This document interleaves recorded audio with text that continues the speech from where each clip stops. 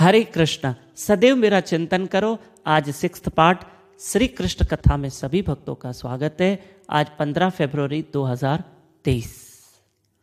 प्रिय बंधुओं, इन दिनों हम भगवत गीता के 18वें अध्याय के 65वें श्लोक में चर्चा कर रहे हैं, जिसमें श्री कृष्ण कहते हैं सदैव मेरा चिंतन करो, मेरे भक्त बनो, मुझे नमस्कार करो। ऐसे करने से तुम निश्चित रूप से मुझे प्राप्त करोगे। ईश्वर की प्राप्ति का मार्ग है सदैव चिंतन करो। लोग कहते हैं प्रभु जी हमारी जॉब है, हमारा बिजनेस है, हम भगवान को कैसे सदैव याद करें? अरे कार्य करते करते जहां आपको भगवान की याद आती है याद कर लो।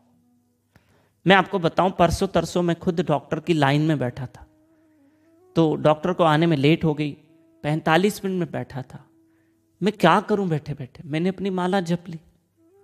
आप बस में बैठे हो, ट्रेन में बैठे हो, लोकल ट्रेन में बैठे हो, मेट्रो ट्रेन में बैठे हो, आप अपनी माला जपो। शर्म क्यों करें? अरे लोग क्या बोलेंगे? अरे सबसे बड़ा रोग क्या करेंगे लोग? सबसे बड़ा रोग क्या कहेंगे लोग?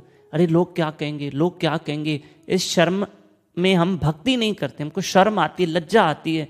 हमको ऐसा लगता है दुनिया क्या बोलेगी। नहीं, आप भगवान का नाम ले रहे हो, आपके हाथ में माला है, या मन में करिए हरे कृष्ण कृष्ण कृष्ण हरे हरे, हरे राम राम राम हरे हरे।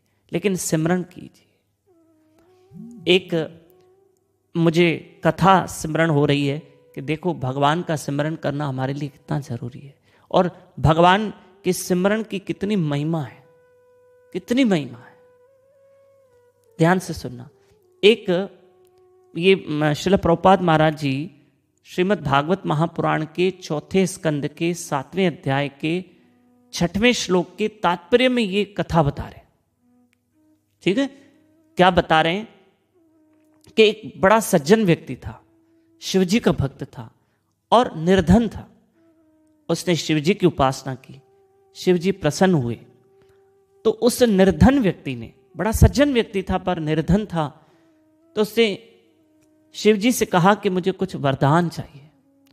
भोलेनाथ जी ने कहा कि आप वृंदावन चले जाओ और वहां पर एक महात्मा है श्रील सनातन गोस्वामी महाराज, उनसे मिलिए, वे आपको वरदान देंगे। तो वो बेचारा सज्जन व्यक्ति आया वृंदावन में, सनातन गोस्वामी महाराज जी से मिला, कहा मुझे शिवजी ने भेजा है और मैं आपसे कुछ मांगने आया हूं, मैं निर्धन हूं, मेरी सहायता कीजिए। बड़ा सज्जन व्यक्ति था। तो श्रील सनातन गोस्वामी महाराज जी के पास पारसमणि थी, जो उन्होंने एक कोने में रख दी थी। एक कोने में पड़ी थी वो पारसमणि, और पारसमणि लोहे को सोना कर देती है। और संतों की नजर में पारसमणि से भी ज्यादा अगर कोई वैल्यूएबल कोई चीज है तो वो भगवान का नाम है। संसार के सुख हमें कुछ हद तक सुख देते हैं, और एक दिन इंसान को खुद को ही लगता है कि यार संसार में भाई मजा नहीं है, संसार में मजा नहीं है, मजा है तो प्रभु की भक्ति में।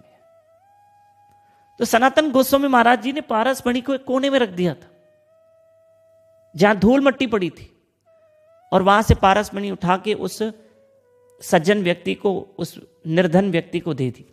जाओ, इससे आपके बड़े बड़े काम हो जाएंगे, ये पारसमणि लोहे को सोना कर देगी। अगर ये पारसमणि इतनी कीमती है, लोहे को सोना करेगी, तो आपने इसको धूल मट्टी में कोने में क्यों रखा है? यानी इसका मतलब ये कोई इतनी महत्वपूर्ण वस्तु नहीं है। श्रील सनातन गोस्वामी महाराज जी ने कहा नहीं। तो फिर इससे बढ़कर महत्वपूर्ण चीज क्या है महाराज, आप बताइए। सनातन गोस्वामी महाराज जी ने कहा इससे भी कोई बड़ी महत्वपूर्ण चीज है, पारसमणि से भी कोई महत्वपूर्ण चीज है। तो उस सज्जन व्यक्ति ने कहा फिर महाराज मुझे वो दे दो, पारसमणि से भी कोई अनमोल चीज हो।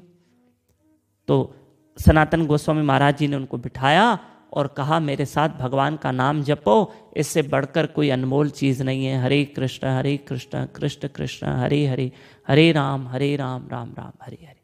वो सज्जन व्यक्ति बड़ा खुश हो गया और उससे भगवान का नाम मिला। वो समझ गया कि भगवान के नाम से बढ़कर कोई चीज नहीं है, इसलिए तो महात्मा ने एक कोने में पारसमणि रख दी है और जबान पे हरि नाम है। हमें भी हरि नाम जपना चाहिए। इसका मतलब कथा का मॉरल क्या निकलता है? आप कहोगे हम संसार के सुख छोड़ दें, घर में टीवी है, बड़ा बंगला है, कारें हैं, मोटरें हैं, नहीं नहीं, सब सुख लो, मैं मना नहीं कर रहा हूं, पर उस सुख में कृष्ण को भी तो शामिल करो। भाई कार है आपके पास, कार पे राधे राधे लिखवा दो, भगवान का नाम अंकित होना चाहिए। घर है, घर पे लिखा दो वृंदावन हाउस, कितना मजा आएगा। ठाकुर जी का सुंदर मंदिर हो। हाँ, आप कोई भी सुख मत छोड़ो, पर आप सदैव कृष्ण का चिंतन करो। हरे कृष्ण कृष्ण कृष्ण हरे हरे, हरे राम राम राम हरे हरे। लेकिन जो भगवान ने सुख दिए हैं उसका दुरुपयोग भी नहीं करना। भगवान ने धन रूपी सुख दिया है तो उसका दुरुपयोग नहीं करना, उसका सदुपयोग करना है, दान धर्म सेवा में लगाना है। ऐसा करना है। भगवान ने घर दिया है तो उसका सदुपयोग करना है, सदुपयोग करना है। हमारे घर में भगवान ने इतना सुंदर घर दिया है, उसमें मंदिर होना चाहिए, है ना कि कोई छोटा सा बियर बार होना चाहिए। ना ना ना, दुरुपयोग नहीं। जो भगवान ने सुख दिया है, थैंक यू कृष्ण, और उसका सदुपयोग करो और प्रभु को याद करो। हरे कृष्ण कृष्ण कृष्ण हरे हरे, हरे राम राम राम हरे हरे।